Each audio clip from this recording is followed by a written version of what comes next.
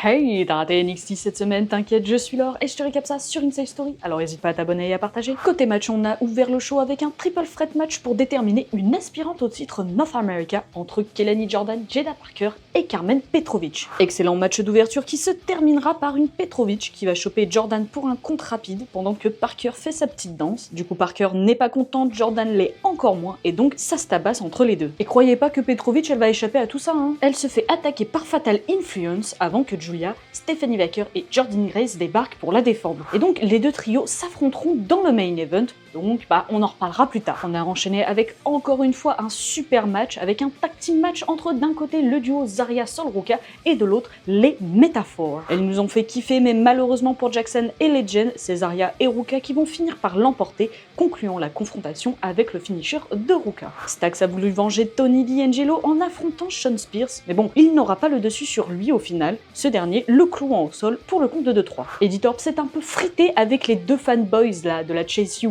donc ces derniers, ils ont proposé à Thorpe de faire un match face à Andre Chase lui-même. Encore une fois, Chase va perdre parce qu'il est déprimé et donc c'est pas très intéressant. Contrairement à la vidéo de Trick Williams diffusée juste après qui dit clairement à Thorpe qu'il n'en a pas fini avec lui. Et dans le main event, comme je vous l'ai dit plus tôt, on a eu Fatal Influence face au trio Jordynne Grace, Julia et Stephanie Vaquer. Franchement, c'est plutôt la classe de faire ses débuts avec les deux championnes actuelles. Bon, comme vous vous en doutez, la team de Grace va remporter la victoire, la nouvelle faisant même le tomber victorieux. Alors c'est cool, on s'entend super bien, mais rappelez-vous d'une chose, Grace elle est pas venue pour rien, elle est venue pour choper un titre. Côté promo, Obafemi n'est pas content qu'on l'ait attaqué à Vengeance Day et donc il demande aux responsables de venir sur le ring. Mais à la place, il a le droit à un face-à-face avec Moose, le champion X-Division de la TNA. Chacun pense être le plus fort, donc ça nous tease une future confrontation. Ricky Saints, oui c'est son nom maintenant, a signé son contrat NXT sur le ring. Il sera interrompu par Ethan Page pour le provoquer un peu, mais Jevon Evans débarque pour l'attaquer et alors que Ricky est en train de signer son contrat, il se fait attaquer lui par Wesley, frustré que son interview